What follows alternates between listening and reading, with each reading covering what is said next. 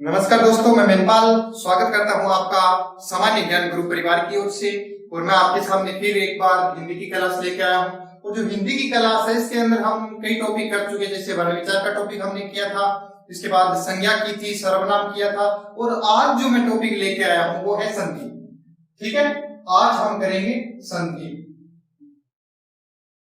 देखिएगा, संधि को समझने के लिए एक चीज का समझना बहुत जरूरी होता है, जो हमने पहले किया था, वर्ण विचार। यानी कि संधि को समझने से पहले वर्ण विचार का टॉपिक जो हमारा होता है वो आना जरूरी होता है। अगर उसको समझ लिया तो मान लो संधि हमारी 80% तक क्लियर है। ठीक है, और स्टूडेंट्स के मन में ये रहता है कि संधि का जो टॉपिक होता है बहुत मुश्किल होता है, बहुत हार्ड होता है, पर मैं आराम से बिल्कुल संधि करवाऊंगा, आपको एक एक चीज क्लियर करवाऊंगा। ठीक है, और खास तौर से वो क्वेश्चन जो पेपर में अक्सर पूछे जाते हैं और आए हुए हैं, ठीक है, वही दोहराव करवाऊंगा ताकि आपको जो है मेन चीज उसकी सारी क्लियर हो जाए। ठीक है, तो संधि के बारे में आज के बाद आपके मन में ये नहीं रहेगा कि संधि नहीं आती। ठीक है, तो बढ़ते हैं संधि की ओर। संधि का जब अर्थ लेते हैं कि संधि का अर्थ क्या होता है, समझिएगा। संधि का अर्थ, संधि का अर्थ हम ले सकते हैं मेल से।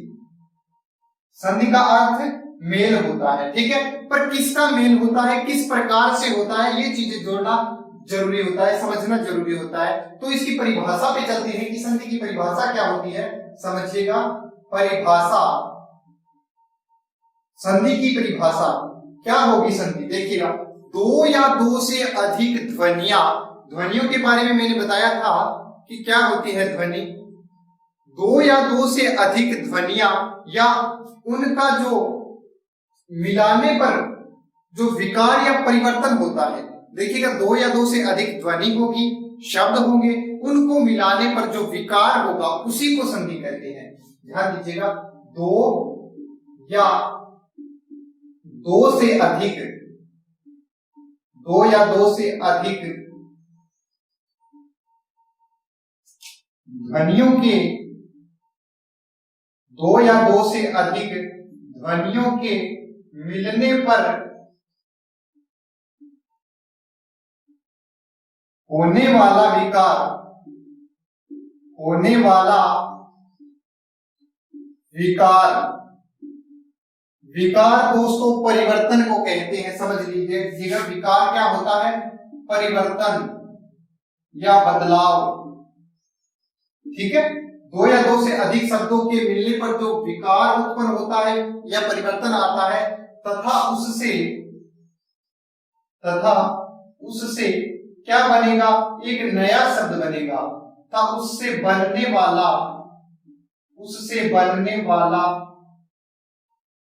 नया, और जो नया होगा वो कैसा होगा, सार्थक होगा। नया सार्थक शब्द संधि कहलाता है। वास्तविक परिभाषा संधि की यही है, संधि कहलाता है। आपको यहां तक समझ में आया होगा। मैंने कुछ चीजें इसके अंदर ली है। दो या दो से अधिक ध्वनियां होगी। सबसे पहले तो कुछ आवाजें होंगी, ठीक है, उसके बाद क्या करेंगे, उसको मिलाएंगे। ठीक है, हम उसको जोड़ेंगे। ठीक है, संधि का अर्थ मेल होता है या जोड़ होता है, उसको जोड़ेंगे। ठीक है, और जोड़ने पर क्या होगा, उसमें विकार होगा, उसमें परिवर्तन होगा। ठीक है, और जो परिवर्तन होने के बाद नया सार्थक शब्द बनेगा। सार्थक का अर्थ होता है कि अर्थ सहित शब्द। ठीक है, यानी कि जो शब्द नया बनेगा उसका कोई न कोई अर्थ होगा। ठीक है, और जो वो अर्थ होगा उसी का नाम संधि होता है। ठीक है, फॉर एग्जाम्पल देख लीजिएगा, आपका उदाहरण दे रहा हूं। इसका उदाहरण हम लेंगे, जैसे विद्यार्थी, विद्या धन अर्थी। ठीक है, विद्या, विद्या क्या होती है, अलग शब्द है, अपने अपने शिक्षा को कहते हैं। ठीक है, और अर्थी ग्रहण करने वाला। ठीक है, और इसका बनेगा विद्यार्थी।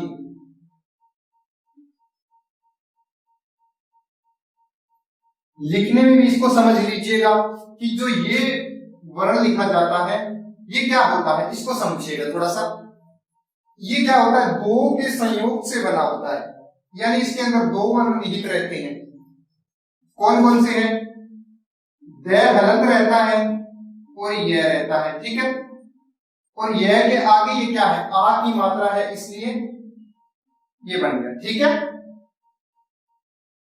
जो ये होता है इसके साथ ये दो मिलती हैं, ठीक है, इन दोनों के मिलने पर ये बनता है, ठीक है, इसलिए मैंने इसको अलग अलग लिखा है यहां पर। समझ गए होंगे। विद्या धन अर्थी, विद्या को प्राप्त करने वाला कौन होता है? विद्यार्थी होता है, ठीक है। तो इसको इरेज कर रहा हूं, आगे बढ़ते हैं। ये थी हमारी संधि, ठीक है, ये है संधि। इसका उदाहरण हमने ले लिया। अगर विकार या जो परिवर्तन है वो नहीं होता, मान लो कई शब्द ऐसे होते हैं जो दो के मिलाने से बनता है परंतु उसमें विकार या परिवर्तन नहीं होता, ठीक है। तो परिवर्तन अगर नहीं होगा तो क्या होगा? परिवर्तन ना होने पर, परिवर्तन ना होने पर क्या होगा? संयोग होगा। ध्यान दीजिएगा, परिवर्तन न होने पर क्या होगा? संयोग होगा। अब इसको भी समझना पड़ेगा, संयोग क्या होता है, ठीक है। आपके मन में क्वेश्चन आया होगा कि संयोग क्या होता है, ठीक है, तो इसको समझते हैं। संयोग में क्या होता है? जो ध्वनियां होती है वो मिलती है परंतु परिवर्तन नहीं आता, ठीक है। मान लो फॉर एग्जाम्पल जैसे दिया होता है युग बोध, युग धन बोध, दो अलग अलग वर्ण मिले हैं, दो अलग अलग शब्द मिले हैं, ध्वनियां मिली है, ये दो, ठीक है, पहला ये और दूसरा ये, ठीक है, और इनको मिलाने पर क्या बनेगा? युगबोध बनता है, युगबोध, ठीक है। तो इसके अंदर क्या है? युग लिया और बोध लिया, दोनों को एक साथ मिला करके रख दिया, यहाँ पे कोई परिवर्तन नहीं हुआ, और जहां पर परिवर्तन नहीं होता वहां पे स्पष्ट रूप से क्या होगा? संयोग होगा, संधि नहीं होगी, ठीक है। इसी प्रकार एक और एग्जांपल लेते हैं अपने, जैसे कि कोई एग्जांपल ले ले, अपने मधुरता ले लेते हैं अपने, मधुर घनता, इसका क्या बनेगा? मधुरता। देखिएगा दो अलग अलग वर्ण लिए और इनको मिला दिया, दो अलग अलग शब्दों से मिला है परंतु सार्थक रूप तो है, ये अर्थ है इसका मधुरता का, परंतु इसमें कोई परिवर्तन नहीं हुआ, कोई विकार नहीं हुआ, ठीक है। और विकार या परिवर्तन न होने पर ये क्या कहलाएगा? संयोग कहलाएगा, ना कि संधि कहलाएगा, ठीक है। तो यहां तक आप समझ गए होंगे इसको, मैं बढ़ता हूं आगे।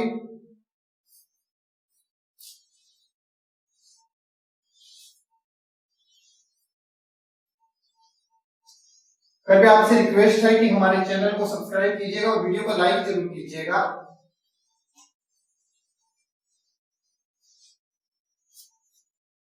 हिंदी के हर टॉपिक को समझने के लिए आपको किसी और चैनल का विजिट करने की जरूरत नहीं है, सिर्फ और सिर्फ सामान्य ज्ञान गुरु परिवार से जुड़िए और हिंदी की सब क्लास लगाइएगा, आपका हर टॉपिक क्लियर हो जाएगा, ठीक है। तो इसके बाद संधि से आगे क्या आता है? एक विच्छेद नाम हो जाता है, संधि विच्छेद जिसको कहते हैं, इसको भी थोड़ा सा समझ लीजिएगा कि संधि विच्छेद क्या होता है, ठीक है।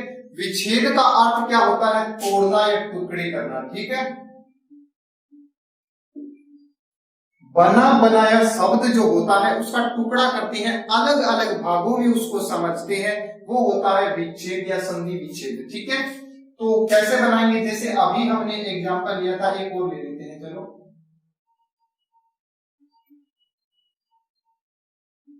विद्यालय, ये पद कैसा है? ये संधि युक्त है या ये संधि है, हमने संधि किया है, ठीक है। इसका विच्छेद कैसे करेंगे? देखिएगा, सबसे पहले एक अलग शब्द निकालेंगे, विद्या, ठीक है, विद्या, और दूसरा क्या होगा? आलय, विद्या धन आलय। विद्या का अर्थ हमने अभी बताया था, शिक्षा होता है। आलय का मतलब क्या होता है? आलय का मतलब होता है घर, ठीक है। यहां पर क्या आएगा? विद्या कहे या शिक्षा कह सकते हैं यहां पर। जो शिक्षा का घर है वो विद्यालय है, ठीक है। विद्या आलय, आलय का घर होता है, विद्या हमने बता दिया।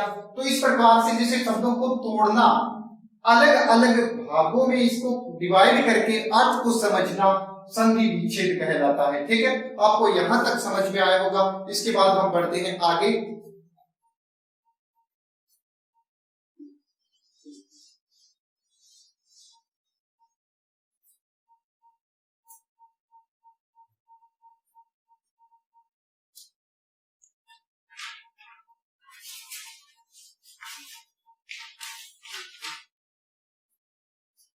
इसके बाद बात आती है संधि के प्रकार।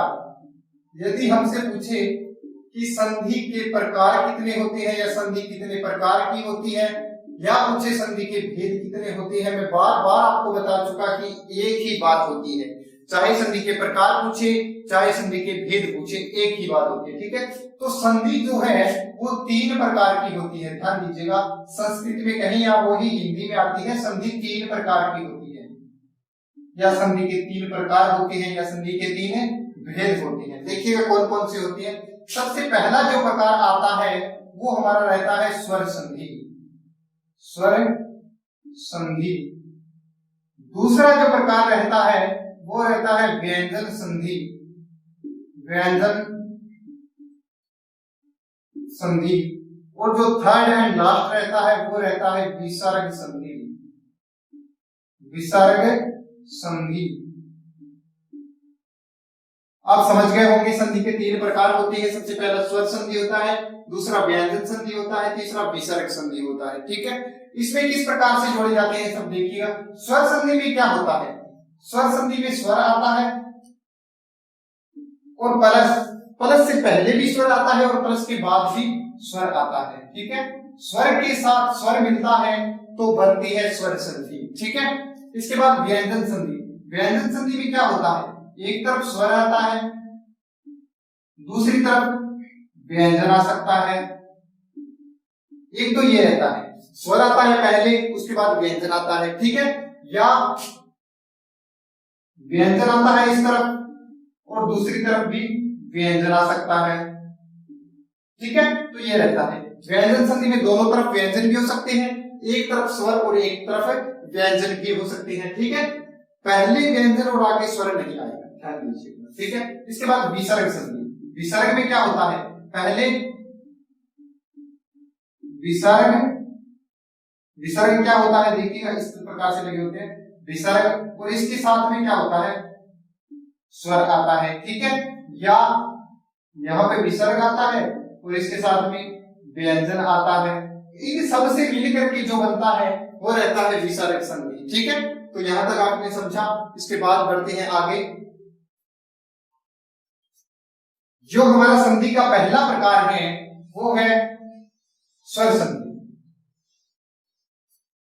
पहला प्रकार है स्वर संधि है। ठीक है, स्वर संधि क्या होता है इसको समझने के लिए देखिएगा आप कि स्वर स्वर के मिलने पर जो विकार या परिवर्तन आता है उसमें स्वर संधि होता है। ठीक है, यानी कि स्वर संधि में क्या होता है, प्लस के पहले भी स्वर होगा और प्लस के बाद भी स्वर होंगे। ठीक है, आगे वो किस प्रकार से होते हैं देखिएगा, पहले इसको समझ लीजिएगा। स्वर के साथ स्वर मिलने पर आने वाला विकार या परिवर्तन क्या कहलाता है, स्वर संधि कहलाता है। स्वर संधि कहलाता है।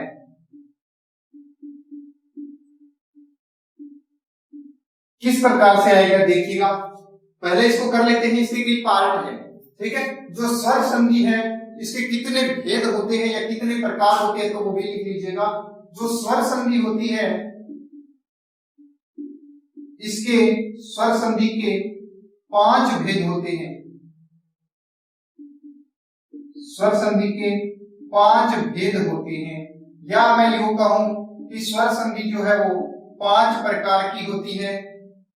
एक ही बात है, स्वर संधि 5 प्रकार की होती है। ठीक है, सबसे पहला जो प्रकार आता है इसको थोड़ा सा समझ लीजिए एक बार, 5 के 5 लिख लेते हैं अपने, उसके बाद में अपने समझ में आएगा कि कौन कौन से आगे बढ़ते रहेंगे, एक एक करते रहेंगे। सबसे पहला जो आता है वो आता है दीर्घ। देखिएगा एक बात इसमें और समझ लीजिएगा, जो गाइड दी होती है, कई बार किताबें दी होती है, उसमें क्या दिया होता है, सिर्फ ये दिया होता है दीर्घ संधि। ये बिल्कुल गलत है, दीर्घ संधि नहीं होता। ठीक है, दीर्घ के साथ क्या लगता है, दीर्घ स्वर संधि। दीर्घ स्वर संधि होता है। ठीक है, तो आज के बाद हम ये लिखेंगे दीर्घ स्वर संधि। ठीक है, इसके बाद दूसरा जो प्रकार आता है कौन सा आता है, दीर्घ के बाद गुण स्वर संधि। गुण स्वर संधि, और गुण के बाद क्या आता है, गुण स्वर संधि के बाद में आता है तीसरा प्रकार, वो होता है वृद्धि स्वर संधि। वृद्धि स्वर संधि। ठीक है, वृद्धि स्वर संधि के बाद चौथा प्रकार आता है यण स्वर संधि। ठीक है, और लास्ट और पांचवी जो रहती है वो रहती है अयादी स्वर संधि। ठीक है, ये थी हमारी 5 प्रकार की स्वर संधि। ठीक है, 5 प्रकार, ये जो हमारी है 5 प्रकार की स्वर संधि थी। यहां तक आपको क्लियर होगा। इसके बाद में इसको इरेज करके आगे बढ़ता हूं, इसको डिटेल से अपन करते हैं।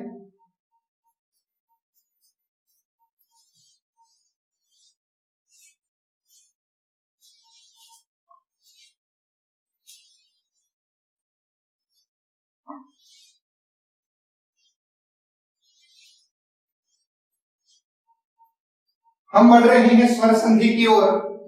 स्वर संधि, और स्वर संधि में जो पहला भाग बताया था वो था दीर्घ स्वर संधि। दीर्घ स्वर संधि ये हम करने वाले हैं।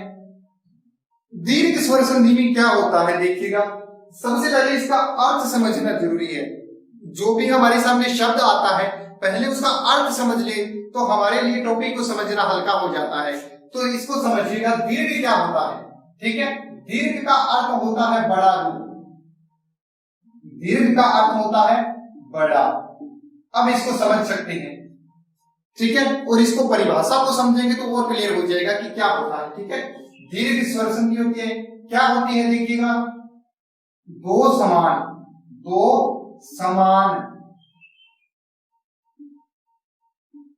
ह्रस्व या दीर्घ, दो समान ह्रस्व या दीर्घ स्वर मिल करके, दो समान ह्रस्व या दीर्घ स्वर मिलकर दीर्घ हो जाते हैं। दीर्घ का मतलब बड़े हो जाते हैं, दीर्घ हो जाते हैं। वहां पर क्या होता है, दीर्घ स्वर संधि होता है। ठीक है, ध्यान दीजिएगा, मैंने लिखा है समान ह्रस्व या दीर्घ स्वर। ह्रस्व का अर्थ क्या होता है, छोटे। ह्रस्व का अर्थ छोटे यानी लघु स्वर जुड़ेंगे, और या दीर्घ भी आ सकता है, दोनों बड़े स्वर भी आ सकते हैं, दोनों समान होंगे। ठीक है, इस समान का अर्थ क्या होता है, बराबर होता है। ठीक है, ध्यान दीजिएगा, थोड़ी सी इसमें एक्स्ट्रा चीज बता रहा हूं आपको, थोड़ा ध्यान दीजिएगा। एक हम लिखते हैं समान, ठीक है, और एक इस प्रकार से लिखते हैं सम्मान, और तीसरा क्या लिखते हैं, सामान। क्या तीनों एक चीज है, नहीं है। ठीक है, तीनों में क्या रहता है, अंतर रहता है। इसका अर्थ क्या होता है, अलग अलग होता है। ठीक है, अगर गलती से यहां पर इसकी जगह पर कुछ और लिख दिया जाए तो अर्थ का अनर्थ हो जाता है। ठीक है, तो लिखते समय ध्यान दीजिएगा, समान यही लिखना है। ठीक है, इस समान का अर्थ क्या होता है, जल्दी से कमेंट में बताइएगा क्या होता है, उसके बाद मैं आपको बताता हूं। आपके पास 5 सेकंड का समय है। इस समान का अर्थ जो होता है वो होता है बराबर या एक जैसे। ठीक है, इस समान का क्या अर्थ होता है, बराबर या एक जैसे। ठीक है, ये होता है सम्मान। सम्मान क्या होता है, इज्जत, किसी की इज्जत करना, किसी को मान सम्मान देना, वो होता है। और ये सामान्य क्या होता है, कोई भी वस्तु, कोई भी वस्तु जो हमारे सामने है वो ये समान होता है। ठीक है, तो इन चीजों को भी थोड़ा सा ध्यान दे दीजिएगा। तो यहाँ पे कौन सा समान है, समान बराबर या एक जैसा है। ठीक है, यहाँ पे हम ये अर्थ लेंगे कि एक जैसे, ह्रस्व या दीर्घ या तो छोटे या बड़े स्वर मिलकर के क्या बनेंगे, दीर्घ बनेंगे या बड़े बनेंगे। ठीक है, और किस प्रकार से बनेंगे वो भी करते हैं। जो हमने ह्रस्व और दीर्घ स्वर किए थे वहां पर ये बताया था मैंने कि किस प्रकार से बनते हैं, बट एक बार फिर से अब यहाँ पे बताता हूं आपको। ह्रस्व स्वर कौन से होते हैं देखिएगा, नहीं वो नहीं बता रहा मैं आपको, ह्रस्व और दीर्घ स्वर किस प्रकार से मिलते हैं वो चीज बता रहा हूं। ठीक है, तो सबसे इसका पहला प्रकार आता है, ठीक है, अभी प्रकार नहीं है बट बांट रहे हैं अपने सीखने के लिए। ठीक है, तो क्या होता है, ए प्लस ए, ए ह्रस्व स्वर है, ये भी ए ह्रस्व स्वर है। ठीक है, ह्रस्व का अर्थ छोटा होता है, ए छोटा है। ठीक है, दोनों मिलकर के क्या बनेंगे, दीर्घ बनेंगे, और दीर्घ क्या होता है, आ होता है। ठीक है, समान मिलेंगे, ध्यान दीजिएगा, एक जैसे मिलेंगे, यहाँ पे ए है, यहाँ पे भी ए है। ठीक है, समान का अर्थ एक जैसा ही होता है। ठीक है, कई बार ये भी मिल सकता है, ए प्लस आ भी मिल सकता है, इसको भी समान ही कहेंगे। ठीक है, ए समान नहीं कहेंगे। क्यों कहेंगे इसको समान, क्योंकि ए समान तो इस प्रकार से लेंगे। ठीक है, तो ये नहीं आएगा, इसमें ये आएगा, ये भी समान ही है क्योंकि ये किससे बना है, ए प्लस ए, ए और ए मिलकर के ये आ बन गया, मैंने इसको एक साथ लिख दिया। ठीक है, तो कहीं न कहीं ये समान है। ठीक है, तो यहाँ पे क्या होता है, ए प्लस ए मिलकर के आ बनेगा। ठीक है, इसी प्रकार ए और आ मिलकर के भी क्या बनेगा, आ बनेगा, ये दीर्घ रूप है। इसी प्रकार पहले आ सकता है, इसके बाद ए मिलेगा, आ और ए मिलकर के भी आ बनेगा। ठीक है, इसके बाद यहां पर यदि आ मिले और इसके साथ आ मिले, दोनों मिलकर के क्या बनेंगे, आ बनेंगे। ठीक है, ये आपको अच्छे से समझ में आया होगा। देखिएगा, ए और ए मिलकर के भी आ बनता है, ए और आ मिलकर के भी आ बनेगा, आ और ए मिलकर के भी आ बनेगा, आ और आ मिलकर के भी आ बनेगा। ठीक है, एक तो हुई हमारी ये। ठीक है, पहला रूप। इसके बाद दूसरा इसका किस प्रकार से जुड़ता है रूप देखिएगा, छोटा ई ये ह्रस्व है, इसके बाद छोटा ई ह्रस्व, दो ह्रस्व स्वर मिलेंगे और क्या बनेगा, दीर्घ बनेगा। ठीक है, इसी प्रकार से ह्रस्व ई और इसके साथ दीर्घ ई मिलकर के दीर्घ बनेगा। हमने कहा था ना परिभाषा में कि दीर्घ हो जाते हैं, ये देखिए दीर्घ हो जाते हैं, तो ये दीर्घ हो रहे हैं, यहाँ पे भी दीर्घ हो रहा है। ठीक है, इसके बाद यदि बड़ा ई है, इसके बाद ह्रस्व ई मिलेगा तो भी क्या रहेगा, दीर्घ ई बनेगा। ठीक है, और दीर्घ ई इसके साथ दीर्घ ई जुड़ेगा तो भी क्या रहेगा, दीर्घ ई ही रहेगा। ठीक है, तो ये था दूसरा प्रकार। इसके बाद तीसरा प्रकार बढ़ते हैं आगे। ये किस प्रकार से जुड़ेगा, ह्रस्व उ और इसके साथ ह्रस्व उ, दो उ मिलकर के दीर्घ उ बनेगा। ठीक है, इसके बाद ह्रस्व उ और दीर्घ उ मिलकर के भी क्या बनेगा, दीर्घ उ ही बनेगा। ठीक है, इसी प्रकार दीर्घ उ और इसके साथ ह्रस्व उ जुड़ करके दीर्घ उ बनेगा, और इसी प्रकार दीर्घ उ प्लस दीर्घ उ मिल करके दीर्घ उ बनेगा। ठीक है, तो ये हमारा रूप क्या हो रहा है, यहाँ पे देखिएगा सारे के सारे जो है दीर्घ स्वर बन रहे हैं। ठीक है, और जहां पर मिल करके समान स्वर और दीर्घ हो जाते हैं वहां पे रहता है दीर्घ स्वर संधि। ठीक है, समान जुड़ रहे हैं, देख लीजिएगा एक जैसे है, बिल्कुल कोई अंतर नहीं है इसमें। ठीक है, तो ये चीजें मिलकर के दीर्घ हो जाती है, वहां पर दीर्घ स्वर संधि होता है। यहां तक आपको समझ में आया होगा। इसके कुछ एग्जाम्पल करते हैं अपने, चलिए बढ़ते हैं आगे। इसको मैं इंग्रेज कर रहा हूं, इंडेक्स उतारे नहीं है तो उतार लीजिएगा या इसको स्क्रीनशॉट ले लीजिएगा आप समझने के लिए, उसके बाद मैं आगे बढ़ता हूं।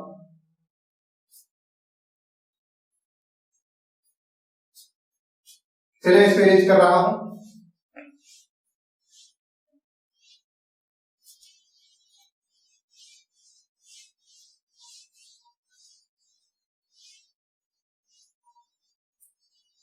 चलिए करते हैं इसके कुछ उदाहरण।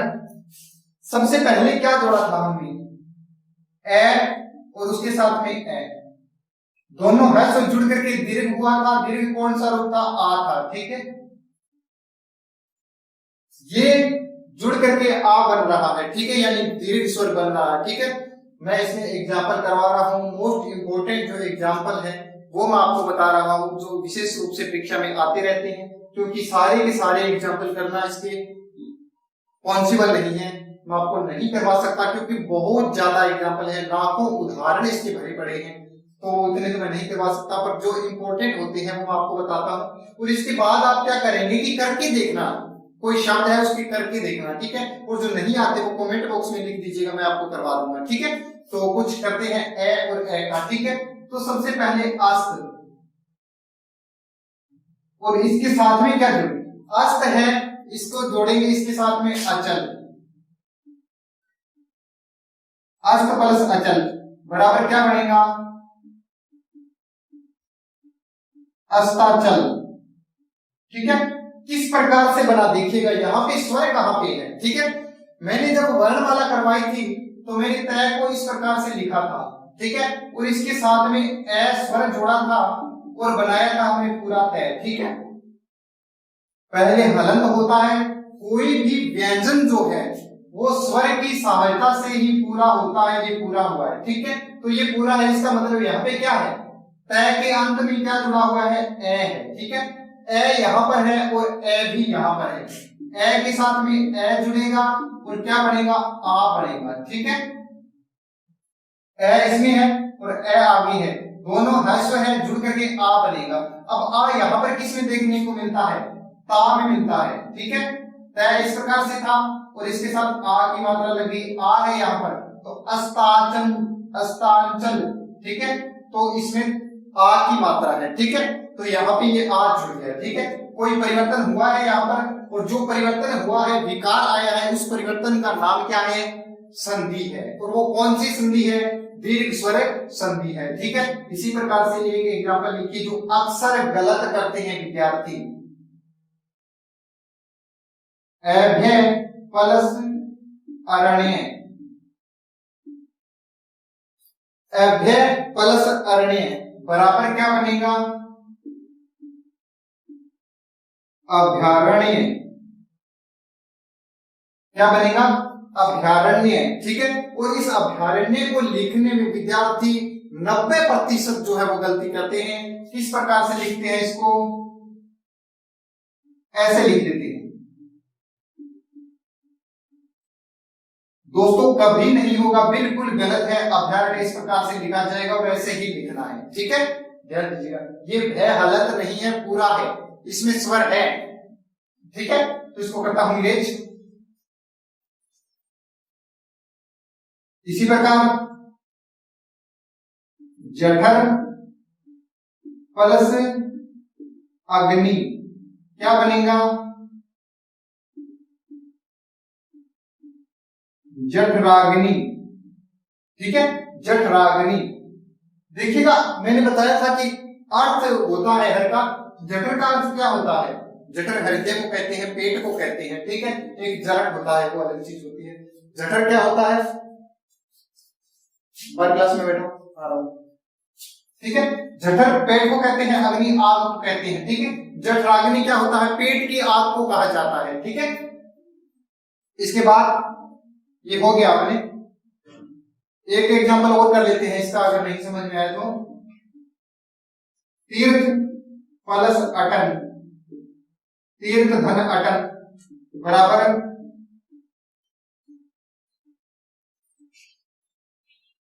तीर्थाटन, ठीक है। क्या होता है, तीर्थ, कोई यात्रा पर जाते हैं, तीर्थ करने जाते हैं, और अटन का मतलब होता है भ्रमण करना, घूमना, ठीक है।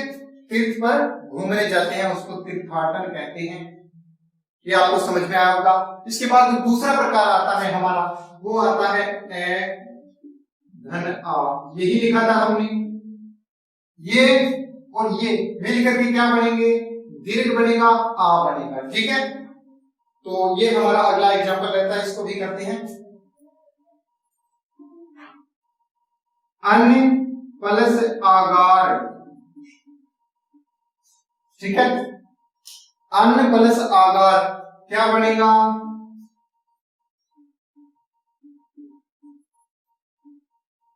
अन्नागार बनेगा, ठीक है। इसी प्रकार गज धन आनन बराबर क्या बनेगा,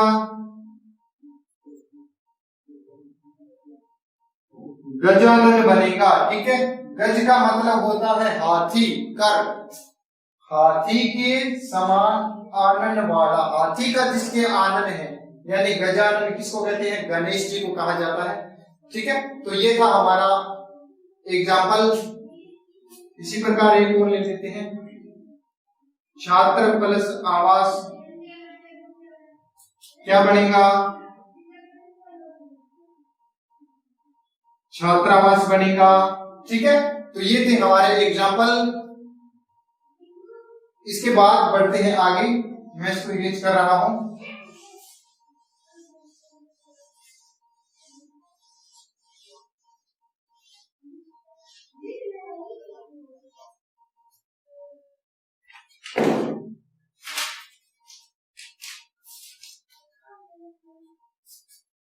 जो आगे हमने किया था वो किया था आ, और इसके अंदर जोड़ा था हमने ए, यानी इन दोनों को मिलाकर के क्या बनाया था, दीर्घ बनाया था, आ बनाया था। ठीक है, इसका भी एग्जांपल हम करते हैं। सबसे पहले क्या लेते हैं इसका एग्जांपल, जिसमें लास्ट जो रहता है वहां आ की मात्रा को। ठीक है, जैसे करुणा और आगे क्या रहे, ए रहे, तो इसमें बनाते हैं अमृत। ठीक है, क्या बनेगा, करुणा प्लस अमृत बराबर है करुणामृत। ये था हमारा आ और ए मिलकर के कहां बना, ये भी करेंगे। दूसरा परीक्षा प्लस अर्थी क्या बनेगा, परीक्षार्थी बनेगा। ठीक है, तो ये हमारे एग्जाम्पल है। इसमें किस प्रकार से बना है, ये अड़ा है, इसमें आ है यहां पर, और इसके साथ में क्या जुड़ा, यहां पर ए जुड़ा, और क्या बना, आ बना, और ये आ की मात्रा यहां पर लगी हुई है। इसी प्रकार परीक्षा में यहां पर आ है, और इसके साथ में क्या जुड़ा हुआ है, ए जुड़ा हुआ है। ठीक है, और ये आ की मात्रा बराबर आ बनेगा, और आ की मात्रा हमारे सामने है यहां पर। ठीक है, इसके बाद लास्ट जो था हमारा आ और आ, दोनों के दोनों दीर्घ स्वर जुड़ते हैं, और क्या बनता है, दीर्घ बनता है। परिभाषा आपने किया था ना कि दो ह्रस्व या दीर्घ स्वर मिलकर के दीर्घ बनता है। ठीक है, तो यहाँ पे क्या जुड़ रहे हैं, दोनों के दोनों दीर्घ जुड़ रहे हैं, दीर्घ जुड़ करके भी क्या बनेगा, दीर्घ ही बनेगा। ठीक है, तो दीर्घ क्या होगा, इसका दीर्घ रूप आ होगा। ठीक है, तो ये जुड़ेगा, किसमें जुड़ेगा देखिएगा, कारा प्लस आवास। ठीक है, कारा प्लस आवास। ठीक है, क्या बनेगा, कारावास। ठीक है, ये बनता है। इसमें क्या है, यहां पर आ की मात्रा है, और इसके साथ में क्या जुड़ा, आ जुड़ा, आ और आ मिलकर के आ बना, और ये आ कहां पर है, इसमें आ की मात्रा है। ठीक है, इसके बाद महा प्लस आत्मा, इस जो है लिखा हुआ है इसमें आ की मात्रा है, और आगे इसके क्या है, आ है, आ और आ मिलकर के बड़ा आ बनेगा, क्या बनेगा, महात्मा। ठीक है, ये था हमारा एक रूप, इसका हो गया ए वाला। ठीक है, जो ए से बनते हैं। ठीक है, ए से मिलकर के बनने वाले दीर्घ स्वर संधि हमारी पूरी हुई। इसके बाद आगे नेक्स्ट वीडियो में हम इसको आगे बढ़ाएंगे इसी क्लास को। आज के लिए धन्यवाद, इतना काफी है, क्योंकि इसके बाद जो रहता है वो ई का रूप रहता है, ऊ का रूप रहता है, तो हमने सेकंड और थर्ड पार्ट किया था, वो भी हम करेंगे। तो तब तक के लिए धन्यवाद, और आशा करता हूं कि आपको वीडियो पसंद आया होगा, तो इसको लाइक और शेयर जरूर कीजिएगा। आपका बहुत बहुत आभार, धन्यवाद।